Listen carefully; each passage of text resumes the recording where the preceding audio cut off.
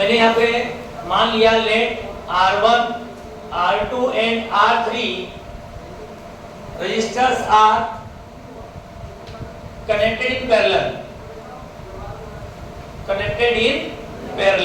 अगर हम इनको पैरेलल में जोड़ दें, अब पैरेलल का मतलब होता है एक का प्लस दूसरे का भी क्या होना चाहिए प्लस, एक का माइनस दूसरे का भी माइनस। अब ये पॉइंट आपने लिया ए पॉइंट, और इसके बाद ये वाला पॉइंट आपने लिया बेटा यहाँ पे बी। दो पॉइंट के बीच में पोटेंशियल डिफरेंस हमेशा कैसा रहेगा, सेम। अब आपने इनके साथ में तीन रेजिस्टेंस जोड़ दिए।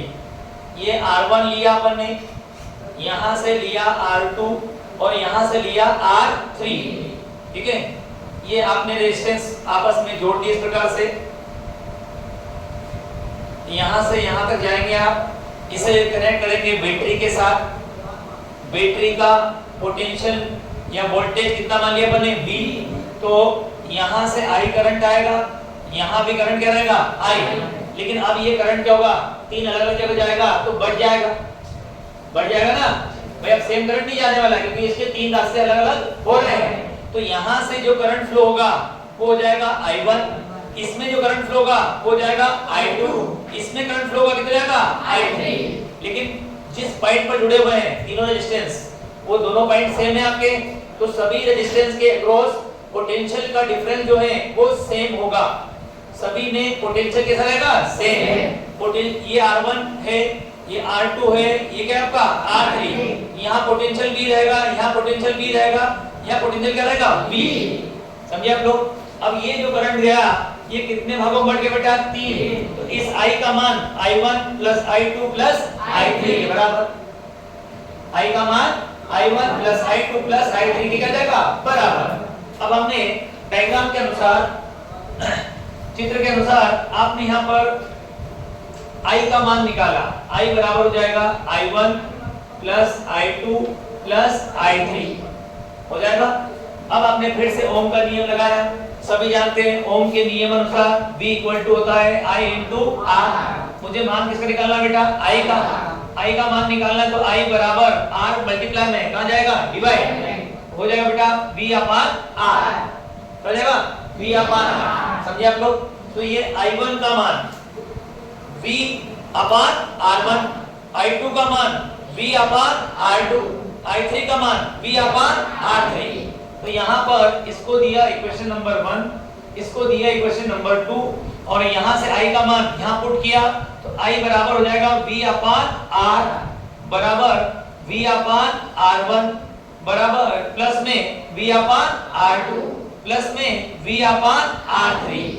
अब तुमको दिख रहा है कि सबके पास क्या लिखा हुआ है, V कॉमन आ जाएगा।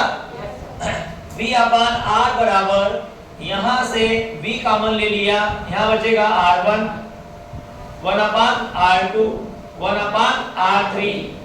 V से V क्या जाएगा, कैंसिल।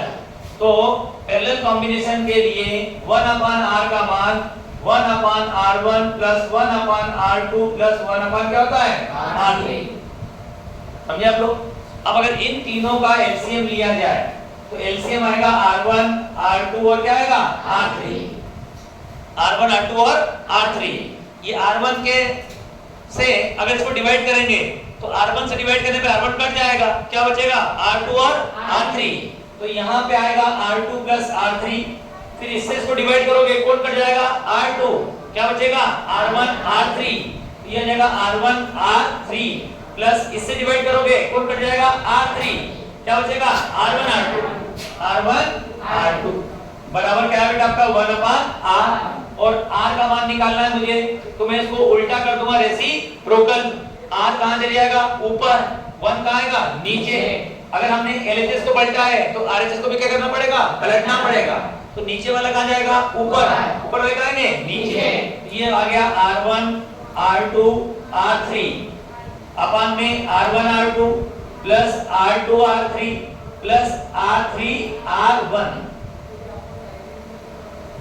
ये पैरेलल कॉम्बिनेशन के लिए इस प्रकार से आंसर लाएंगे आप।